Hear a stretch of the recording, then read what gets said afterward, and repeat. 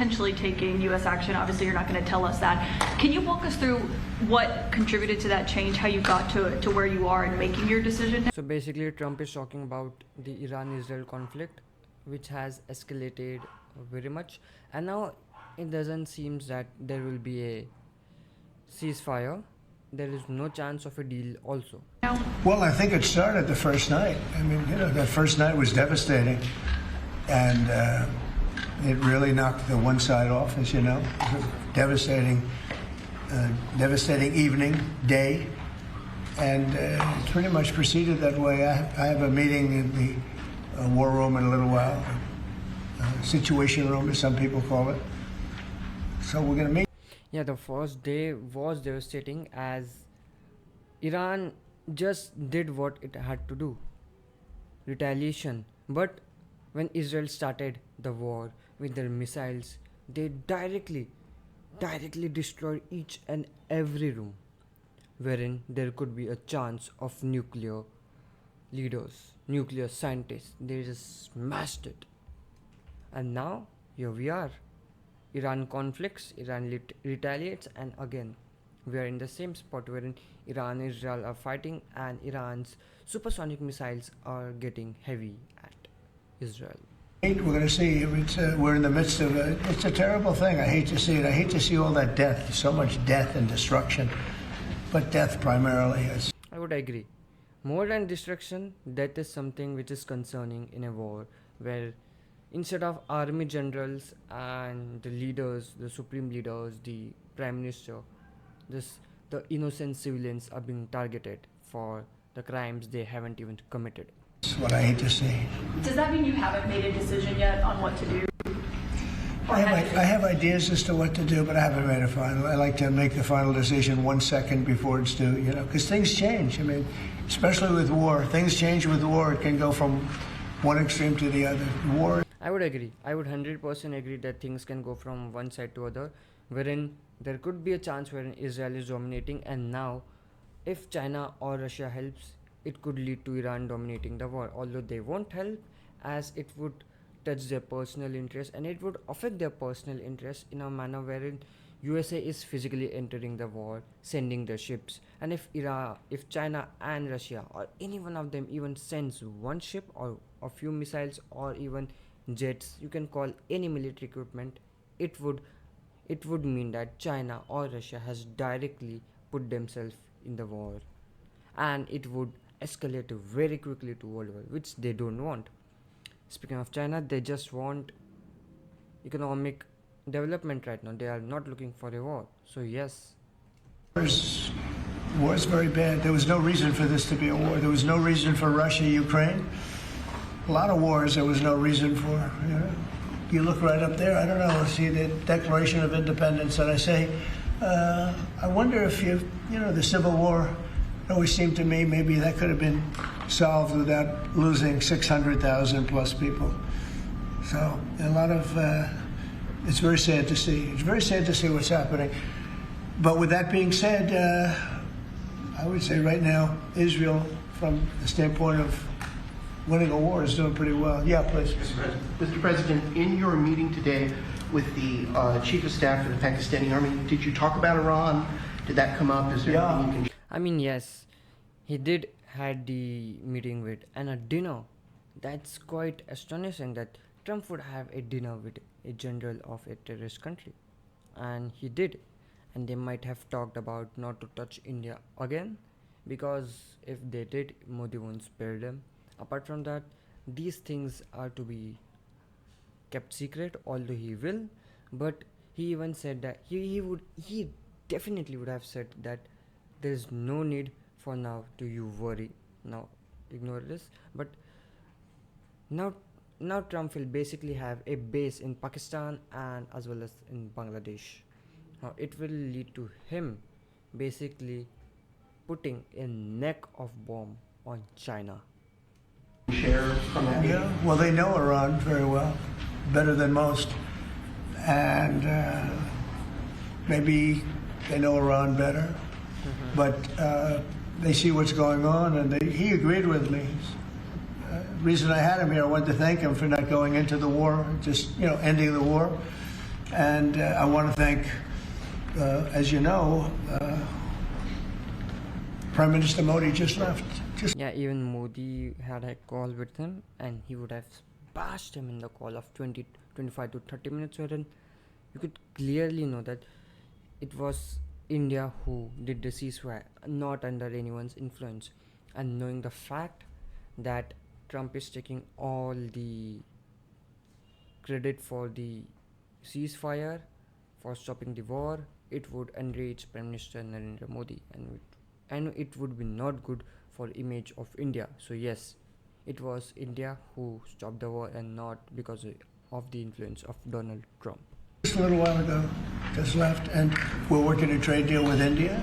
We're working a trade deal with Pakistan, and they were both here. But I was with Modi a few weeks ago. He was here actually, but now we speak to him, and I'm so happy. There was a deal that two smart people, plus they have people on their staff too, but two very smart people decided not to keep going with that war. That could have been a nuclear war. Those are two nuclear powers.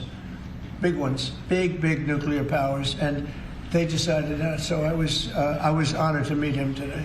And if I can, Mr. Keefe, sir, and for anyone who may want to answer, how has the travel bans from certain countries affected fans maybe coming in for the games, or is that not a consideration? Johnny, at all? go ahead. Yeah, no, it's not a concern for us. For the games now in the Club World Cup, everything has been done in a very smooth way. We have an excellent collaboration, of course, with the president, but with the task force in particular. For next year, the World Cup, we have one more year to work, and the learnings that we have this year with the Club World Cup, which is historic, I say this to all the Americans, because it's the first ever Club World Cup, and it's played in the United States of America. So the learnings we'll have for this will apply them next year. Yeah, I mean, I could agree the travel bans that Trump has put in some countries, because they come with a idea that they will have illegal settlements in the country, and then they start chanting and start protesting regarding anti-national topics and anti-national things, which leads to a lot of disruption in the country, which is against the national interests of America. And that's why Trump knows that these countries will create a ruckus. If people come from this country, they could create a ruckus. That's why he has put travel bans against these countries. Now he could lift them if he wants, but seemingly it won't happen anytime sooner. And now that Club World Cup is gonna happen sooner, just in a few days, but moreover in 2026 there will be a FIFA Club World Cup, and it would lead to a lot of people coming in the country. It would be very difficult for USA to track so many people, because clearly USA is not a small nation compared to Qatar, wherein they could track them. No, USA is very large nation. You could live in the woods. You could just use some tent and live there and create an income out of nowhere, and people wouldn't even know. It's very difficult to track people down. There are so many illegal immigrants, and it's so difficult to track them down, and it's very easy to create a fake ID. So yes, Trump is right creating a travel ban for some countries. They're largely sold out, so But I don't know. I don't think he's too worried about the travel ban. He doesn't know what the travel ban is, I don't think. Johnny, tell me what the travel ban is. He doesn't know what it is. He's largely sold out. Like tonight is totally. I've had friends, they heard about this meeting. They said, "Can you give me tickets?" I don't know if I can get tickets. He won't give them to Well, me. we can speak Maybe about it. John will give them to me. Yeah, please. Mr. President, two questions, if I could. One about Iran and then one domestically. With Iran, what's your message to Americans, both here and abroad, who are not only concerned about the U.S. potentially getting involved in another conflict in the Middle East, but worry about the potential for retaliation here at home? Yeah. Well, I don't want to get involved either, but I've been saying for 20 years, maybe longer, that Iran cannot have a nuclear weapon. I've been saying it for a long time. Yeah, the thing is that USA doesn't want to get involved in the war, but on the same side, we could even clearly see that USA is getting involved in the war, considering that they need to help Israel, as Israel is losing a lot of weapons and has depleted a lot of weaponry resources. So USA is sending a lot of weapons, his ship, a lot of things, and it clearly means that USA is getting involved. Now, although Iran can be destroyed by Israel easily, but still they will need USA's help, as Israel just went through a war against Palestine, Gaza, as we all know. So yes, Trump is trying his hard, but he knows at some point of time he has to get involved. And I think they were a few weeks away from having one. And they had to sign a document. I think they wish they signed it now. It was a fair deal. And now it's a harder thing to sign. It's a lot of water over the dam. But, it's very, I say it very simply. Iran can't have a nuclear weapon. Yeah, Iran cannot have a nuclear weapon. From a major perspective, if Iran is a country who won't think twice to just launch missile on any country whatsoever. Apart from that, Iran is a country wherein they won't think twice before even handling the nuclear weapons to a smaller group or a country who is their ally. And the ally wouldn't even have to work hard. And they would somehow give and distribute the nuclear weapons to everyone. And when irresponsible countries have nuclear weapons, they won't think twice of just using it on other nations. It would just be a massive destruction. They would just flee from the country and hide somewhere else with the money they have, and they just have to press one button and there will be a lot of destruction and they'll flee.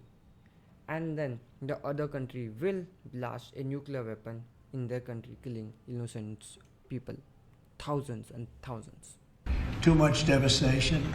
And they'd use it. I believe they'd use it. Others won't use it, but I believe they'd use it. So that's it. It's very simple as far as I'm concerned. They can't have a nuclear weapon. And then domestically, Missouri Senator Josh Hawley came out this week as the lead sponsor of a bill to raise the federal minimum wage to $15 an hour. It stands out because he's a Republican. There's still 20 states that have it at $7.25. Do you support the legislation or the idea? Well, I haven't seen it. I'd have to speak to Josh. He's a very good friend of mine. That's interesting that Josh did that. I'm going to have to think about that one. Some people agree with it, some people don't. Some people say it really turns away business, restaurants close, and a lot of things happen. Other people agree. I'd have to speak to Josh. If the minimum wage is $15 an hour, there are pros and cons, and there are pros and cons for $7 an hour also. Now it's up to the president to decide, but yeah, I would agree that people would basically hire less people and work a lot more just to save a lot of money. He's a good guy. Did you see For the Iran, the possibility of an Iran deal, is the destruction or the dismantling of the Fordow nuclear enrichment center, is that a prerequisite for a deal? Is that a red line for you? No, it's just something that people talk about having. We're the only ones that have the capability to do it, but that doesn't mean I'm going to do it at all. Yeah, we have the best military equipment in the world. You see that with this fight. We have planes that are undetectable, flying around like, nobody's able to. Yeah, Trump knew that he has the weaponry wherein no one could challenge them, no one could challenge the throne of USA in terms of weapons. Although there is Russia, but USA has B-2 bombers. They have F-35s, F-15s and F-16s. Although Russia has Su-57, but there is no comparison for B-2 bombers. They are very rare to just get captured. And apart from that, Trump knew the war was going to start. Trump knew where were the nuclear facilities, and Trump knew each and exact thing even before it was going to happen. There was no way that Iran could have got attacked by Israel and Trump wouldn't have. No, the CIA knew it because the news was all got leaked. So how it could be not possible? Now when we think of it from a different perspective, yes, Trump knew and he was absolutely lying. Considering the thing that Trump said that he won't help, no, he will, and now he is helping Israel. Although he just played cool like he didn't know anything and he won't help Israel, but it's impossible for Trump to not help Israel. See him stealth. You guys want to be stealthy tonight. You can be stealth, you'll never lose, right? But these are incredible planes and weapons. We have the best weapons in the world, by far. Nobody close. And certain countries take advantage of that. Israel has incredible weaponry. So We'll see what happens. I've been asked about it by everybody, but I haven't made a decision. Mr. President, you talked earlier today about having daily conversations with Prime Minister Netanyahu. Yeah. How have those conversations weighed on you in terms of getting more involved? He's been lobbying for the U.S. to get more involved. Has that had an impact in kind of your evolution, sir? Look, we talk, and I'd like to see everything done. I would have preferred having just an agreement, a strong agreement, verifiable agreement. But it was such a shame. They were so close. Iran was very close to signing what would have been a very good agreement for them. But the agreement they would have given to Iran is not at their favorable condition.